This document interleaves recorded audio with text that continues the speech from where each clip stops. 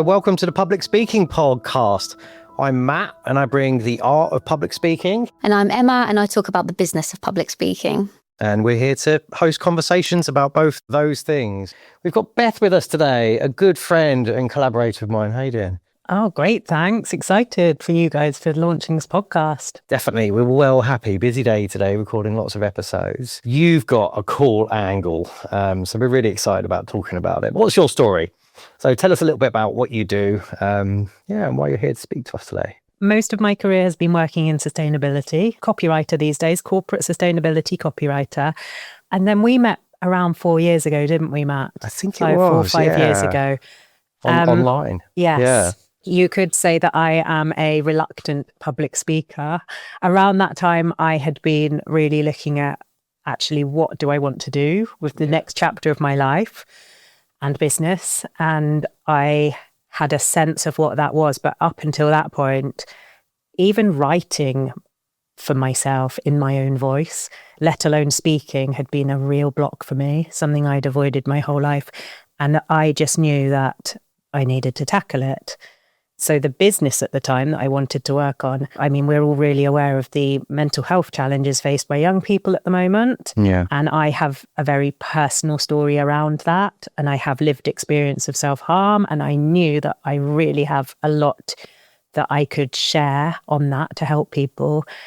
And if I didn't tackle my fear of public speaking, that was never going to happen. So yeah, I didn't ever do it because I had a passion or an ambition to be up on stage, but it was more a block to actually the purpose that I was feeling drawn to. So we connected because at the time you were running a 6-point speaker program. Yeah. Yeah. Yeah, that was it, the online. Yeah. The post-COVID online version, that was it, yeah. That was my first ever real public speaking training, and I can't say it was comfortable, but it felt super safe, that the small group of us really just for the first time ever, just using my voice and being really authentic with it.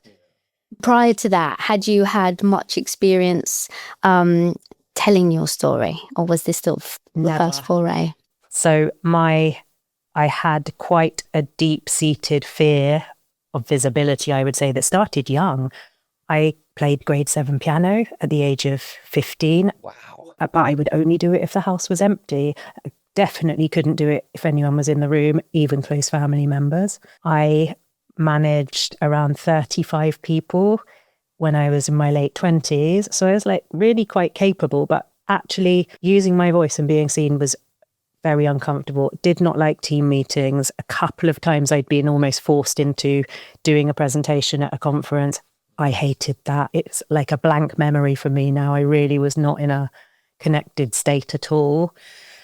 And my work now is very much around educating people about how our nervous system works and our biology, and really taking the theory that we're taught but applying it to our everyday experience. And that has totally changed my life. And it's what I bring to this discussion, really, isn't it, around self-harm? And that's really what I bring to the work we do together, and particularly the training that we help run, public speaking, and just helping people to believe that it's possible and that you can work with your nervous system and your biology to overcome fears. I'm hearing from you guys a lot of the issue is more around physiology and sort of controlling your body and your natural instincts, rather than sort of shying away from having purpose and intent in what you're doing and wanting to kind of use your story to, create a business, but also to help other people. And where do you see some of those barriers creep in? When you were working together on your intensive, what did you work through first? What was something that was eye-opening for you? I think one thing we see when we work with people again and again, we are all human. We have the same human design, and fear of judgment, fear of being seen is there for everyone, whether or not they feel it really deeply or they've dealt with it. It is there in some way for everyone. It's part of being human. And when we recognize that and stop, for a start, beating ourselves up about it and thinking it's actually a weakness of ours and see it for exactly what it is, understand it for exactly what it is, then we can learn the tools to start working with it, whether that is to go back and look at the beliefs that underpin it, things, the experiences we might have had when we were younger, cultural beliefs, then looking at actually what happens in the body and the nervous system when we are feeling unsafe. Yeah. And the tools that we can use in the moment. And also then the ways that we can train our nervous system. And I've done it little by little, like really gently, but you gradually expand your capacity for what feels safe, comfortable, possible. So I am not at TED Talk yet, but a few years ago, soon, a few years ago, even doing this podcast would never have happened. And I would say probably a year ago, I would have felt that I needed to control everything. So I have not prepared for this, which I'm super proud of. Yeah. I would prepare if it was a big talk, but this is, a comfortable conversation. So I've not prepared. I've got a busy day. That's okay. I didn't cancel everything else. The old me would have felt like I needed to control everything. And in doing that, I mean, I think sometimes also people trip up if it's sort of over rehearsed, over perform, it becomes performative, it loses some of its meaning, also the joy. And then I think that's when people's messages don't land, or it doesn't say sort of true and authentic. And I think half the battle of sort of showing up, whether that's on stage or in your business and your outward comms, getting clear with how you feel about things yourself and how you manage that is also how other people are going to feel about you, right? It's reciprocated. Definitely. So that's really interesting. And I certainly see that with a lot of people that I work with, founders, entrepreneurs that perhaps really good at doing these things internally, are very creative. But when it comes to pulling it out and getting sort of succinct in your story and comfortable with sharing those things, that's when things can get stuck. So in terms of, little quick wins, is there any advice that you have that could really help people to take a beat and move through that initial fear, even if it's that first step in contacting someone like Matt and saying, hey, I really want to do this? That can be quite a brave step to make. Yeah, definitely. It takes courage. One of the things I would say is to believe that it's possible. So that's partly why I love sharing my experience here, because it is so possible, but you have to take the first step. And we only get one life, don't we? So I really knew that I did not want to spend this one life hiding and not using my voice and not saying things that I would like to say. So that gave me the kind of commitment to do it. And the people we have coming to our public speaking intensive that we run, they come from all walks of life. And we do Gosh, you've had such a range, haven't we? Yeah. So business owners, people who work in political circles, but then also people who've retired and are doing things in their community. It's lovely. So the belief thing, and then the small steps, and find places that you feel safe to start. Because with the nervous system work, our nervous system doesn't respond well to being forced. We need to go gently, step by step, and start to show our nervous system that we're safe. Our nervous system is kind of like an internal operating system that is kind of in charge of all of our behaviors and our responses. Super powerful, and we forget that, which is why I'm so passionate about teaching that to people. And we need to treat it kindly. Yeah. And start to show it that I can do this, nothing happened to me, I'm fine. And then you do something a little more. And I would love far more people who experience public speaking as I did to start doing this, because this world we're now living in, it kind of rewards people who are more comfortable, doesn't it? Being on social media, getting out there. But then I see so many amazing, intelligent, powerful people who are not doing that. And so their work isn't being heard. Yeah, I really hear you on that. There's a mismatch right now. Yeah, definitely. Like over and over again. I mean, people we work with, people who come to me in my one-to-one practice, half of the problem is that they've been shown this world, that's all polished and glossy online and, professional and corporate and perfect. And that's not who they are. And that's not who we are as humans. We're all, I love your business name, lovely messy humans. It's like, if we can embrace all that, and a big part of the work that we always do is like, right, okay, what would it feel like if you could just be you in front of other people? Yeah. Just you at your messiest, you at your best, all that together. and be okay with just letting people see that. And for me, that's nearly always the biggest shift. It's like, okay, once they accept that actually, you know, I don't have to be that version that that YouTube video says, or that version that that other coach said that everyone has to be like in order to make £1 million or whatever it is. And then once you've got that base established and they feel comfortable there, then you can kind of work on, I guess, what like I call the bells and whistles and kind of build up from there. Yeah. And that showing up as being you, like the whole you, feels like freedom for me. It's so much less scary than showing up and being someone you think you should be and putting on an act. The other day I presented to 40 junior doctors. I wore jeans, baggy jeans and trainers on purpose because I wanted to turn up exactly being who I am. And I was so honest about my story. So I was training these medical experts in a topic that's close to my heart. And it felt great. And that was on a stage. All my huge deck behind on the big screen. Yeah, I can't believe how different that felt. One of the tools I've used, I work with a technique called havening. I'm a certified havening techniques practitioner, and we can use that it combines techniques that tell our body we're really, really safe, while we either go back and look at past experiences that may have impacted us. And people talk about all sorts of things when it comes to public speaking. A bad experience standing up in class, people laughing at them, a piano exam, there's all piece sorts. Of feedback given by an old, boss from a previous job goes or something. in, doesn't it? Exactly. Sticks. And then Just the sits other with thing you. you can do with this technique is use visualization to really imagine, who could I be? How could I show up?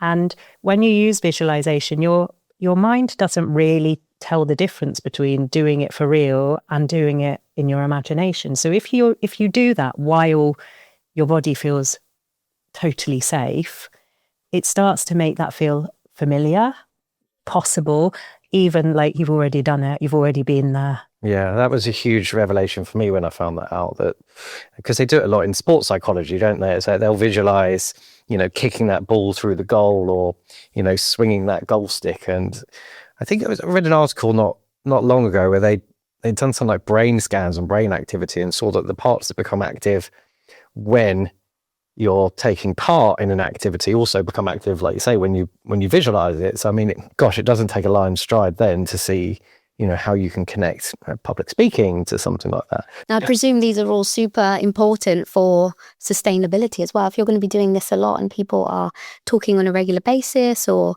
have varied audiences, and you're putting yourself out there day after day, you're going to need to avoid burnout and make sure you've learned these tools that help you to kind of sustain that. And I think a lot of people sort of fall down in thinking, right, I'm chasing this is what I wanted, and then lose that joy in it, because it does become more of less of a joy and more of a burden if you're putting yourself out there every day. But it sounds like there's things that we can do to kind of learn to be at peace in it and make that the normal. Yeah. Show up more authentically. Yeah. And again, putting on an act and being someone you're not is exhausting, right? Yeah. That takes energy, and that takes away the energy you could be putting into the words you're sharing, the way you're connecting with your audience.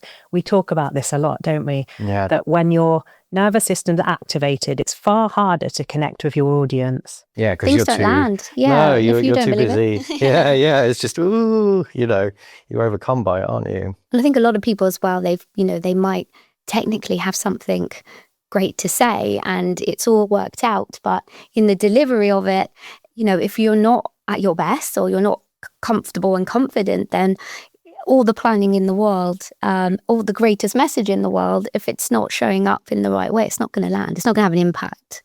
That's the purpose, surely. Definitely. And I wonder, actually, like speaking to your, I guess like the commercial business side of things. So we talk an awful lot, and particularly where we work, we of course work with, how to keep yourself within, as Beth calls it, your window of tolerance in that space.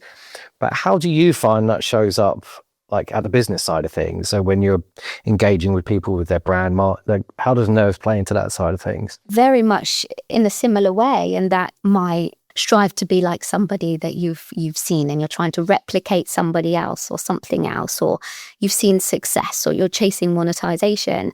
You put a lovely proposal together, it's well scoped out, you're looking at pain points, you've put your speaking fees in there and you've sent it out and you get no response, or you get a thanks but no thanks, or you get someone say, we can't offer you that fee. That's something you've worked hard on, you've honed in. That can really knock your confidence. So the typical go-to response might be, I reduce my fee, or do I do it for free, or do I change what I'm talking about? Do I come at it a different way? Do I need to change my message? But actually what you're doing is diluting that authenticity, the truth, and nerves come out in all kinds of ways. You might put something out and not get any likes on it on LinkedIn, not get any engagement, and that can really throw you out. We've all had that post we put hours of work into and then got 31 impressions, or whatever it is. A little snippet of yourself speaking, and it's nothing to do with the content. It's probably the algorithm or the time of day you posted, but it could really knock you. And you're thinking, well, I have a whole series of these to post out. But I think really it's about sticking to a true authentic message, and it takes time. It takes time for people to kind of find that online and in business, and like finding yourself and finding your voice on the stage. If you're not yourself in the run up, in the prep, in how you're engaging with people, then you're almost setting up the scaffolding of not being yourself. Yes, a vicious when cycle. You're there in the moment. I think that's audience feedback as well. So that has been massive, a part of my journey, because the feedback I get from audiences is almost more positive than how I see myself. So it's enabled me to grow in confidence each time, but really getting feedback and really listening to it. And not taking, it's not always going to be positive, but it's feedback, isn't it? It's feedback, but learning to kind of take that and learn from it, I think is super important. And that's the same, in business, whether it's a conversation and someone hasn't quite agreed with what you're doing, or whether it's something you've put online, putting yourself out there in any way is a bit daunting. It's hard, isn't it? There's a stage, but you've also been. How did you find your first big video that you put out online? So I put a video on LinkedIn, but I talked about how big it felt to put a video on LinkedIn. And the response, I can't remember how many hours it got. It was a short video, but when you looked at how many hours has this video been watched, it was huge, which clearly shows that connected with people.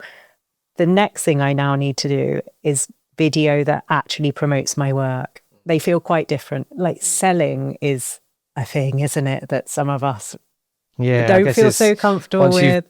You then have your pots of different types of content. Once you've taken that step, it's like, there's a whole more set of steps here that we now need to take. Yeah.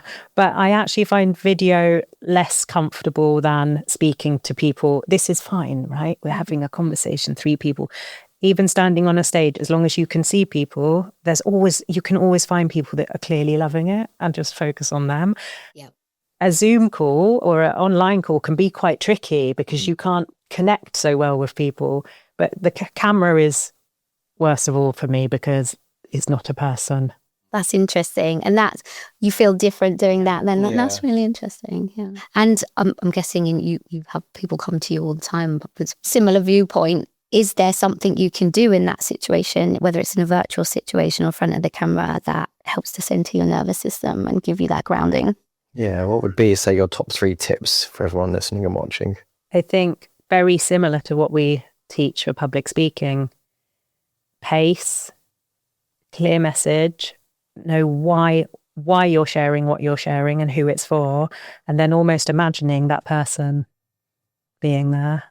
Got it. So controlling the pace, being really sure about what you want to say, and then visualizing where you are. Yeah.